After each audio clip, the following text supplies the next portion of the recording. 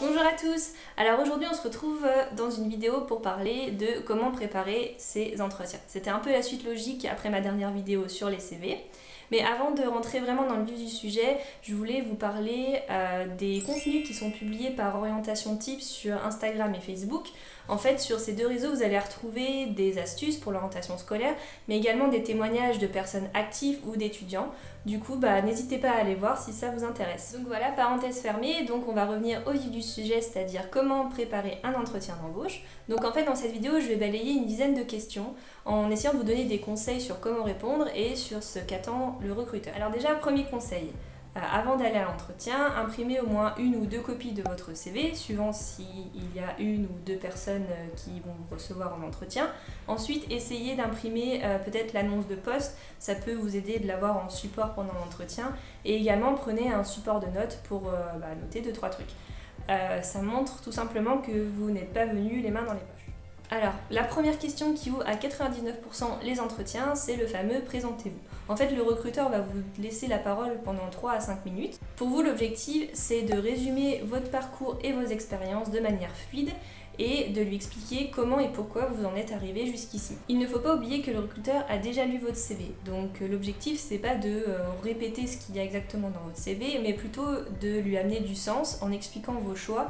Et en fait, pour le recruteur, il faut qu'il comprenne qui il a en face de lui. Donc, en amont, préparez une petite présentation de votre parcours en accentuant sur certains de vos choix et en créant du lien dans tout ça, tout en gardant en tête que vous avez 3-4 minutes et que cela doit vous mettre en valeur. Pour conclure cette présentation, en fait, le point final de votre parcours, c'est le fait que vous êtes en train de passer un entretien aujourd'hui.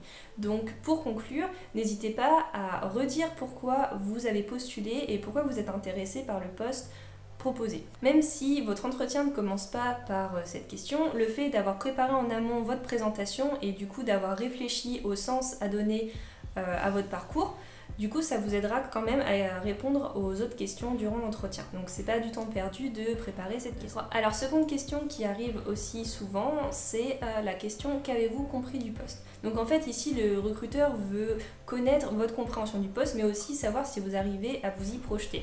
Pour bien répondre à cette question, donc il faut évidemment avoir bien lu l'annonce, mais également avoir été un peu curieux et être allé un peu chercher des informations sur l'entreprise. Il faut reformuler les missions principales et également montrer que vous avez compris le positionnement du poste, c'est-à-dire est-ce que vous allez travailler en équipe, avec quel type de service dans l'entreprise, quel sera votre manager. Alors évidemment, parfois ça peut être compliqué de réunir toutes ces informations seulement avec une annonce de poste.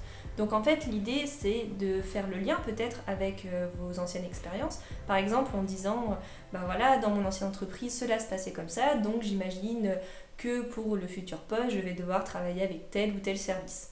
En fait, l'idée, c'est de montrer que vous arrivez à vous projeter dans le poste. Autre question un peu dans le même registre, c'est la question que savez-vous de nous, que savez-vous de notre entreprise?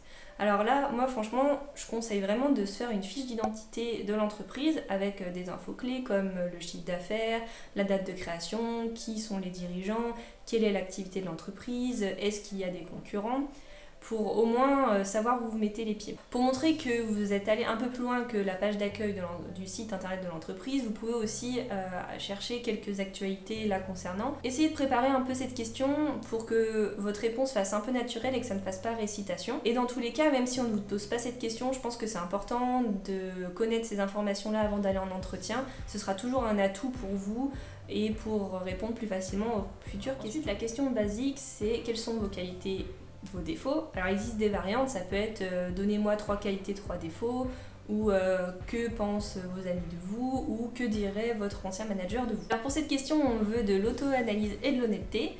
Du coup, l'idéal, c'est d'avoir réfléchi en amont à 3 qualités et 3 défauts que vous pouvez illustrer dans des situations concrètes. Donc pour les qualités, vous en avez sûrement plein, mais essayez de trouver des qualités qui sont valorisées dans le poste. Donc ça peut être par exemple des qualités comme fiable, rigoureuse, déterminée, adaptable. Enfin, essayez de dire vos qualités en les illustrant dans des situations. Par exemple, vous pouvez dire je suis quelqu'un de fiable, c'est-à-dire que lorsqu'une personne va me confier quelque chose, elle sait que je vais aller jusqu'au bout et que je vais tout donner pour réussir mener à bien le projet. Avec ces exemples, le but c'est de montrer que vos qualités sont applicables au milieu de l'entreprise. Ensuite, les défauts, donc je pense que c'est le plus compliqué parce qu'en entretien, on n'est pas là pour se dénigrer, mais plutôt pour se mettre en valeur.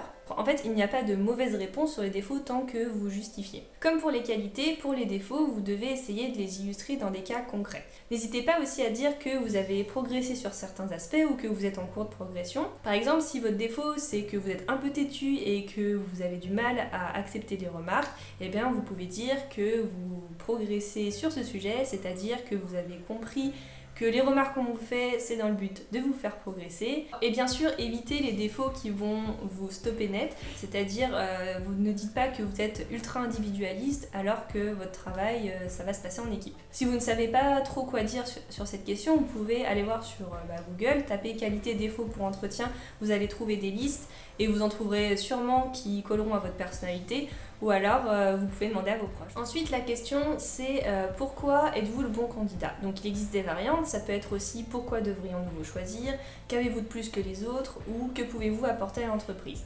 Donc l'idée sur cette question, c'est de pas simplement dire voilà, je suis le meilleur, prenez-moi, mais plutôt de montrer que vous avez des qualités, des compétences et que vous allez pouvoir apporter des choses à l'entreprise. Pour moi, sur cette question, il faut rester assez humble parce que vous ne savez pas quels sont les profils qui sont en face de vous et il faut répondre sur deux aspects, vos savoir-faire et vos savoir-être. Du coup, en fait, pour cette question, je sais que je répondais toujours un peu de la même manière, je commençais toujours par je ne sais pas quels sont les profils des candidats en concurrence avec moi, mais en tout cas, je pense avoir des atouts pour ce poste parce que dans mes expériences, dans telle entreprise, j'ai acquis telle compétence et du coup, je suis capable de vous apporter telle ou telle chose. Je pouvais par exemple parler d'un projet que j'avais mis en place, du fait que je savais me servir de tel ou tel logiciel ou du fait que je connaissais déjà le secteur d'activité de l'entreprise. Donc après avoir mis en avant vos compétences et vos savoir-faire, vous pouvez mettre en avant vos savoir-être, c'est-à-dire vos qualités de futurs collègues.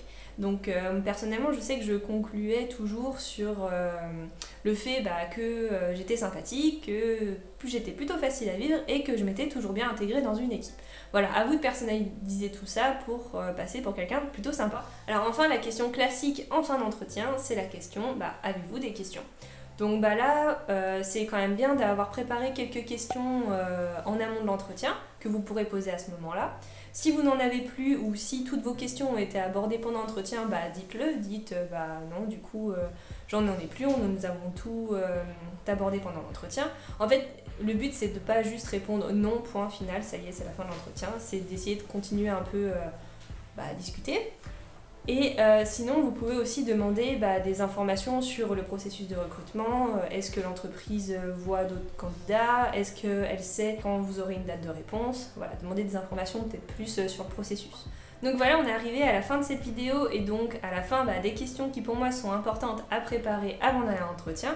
Donc vous voyez, il y en a une dizaine et pour moi préparer ces questions, c'est vraiment mettre toutes les chances de votre côté. Donc j'espère que cette vidéo vous aura aidé et n'oubliez pas d'aller faire un tour sur le Facebook et Instagram d'Orientation TIS où vous pourrez donc trouver des témoignages et des astuces pour l'orientation scolaire et la recherche d'emploi, de stage et d'alternance. À bientôt!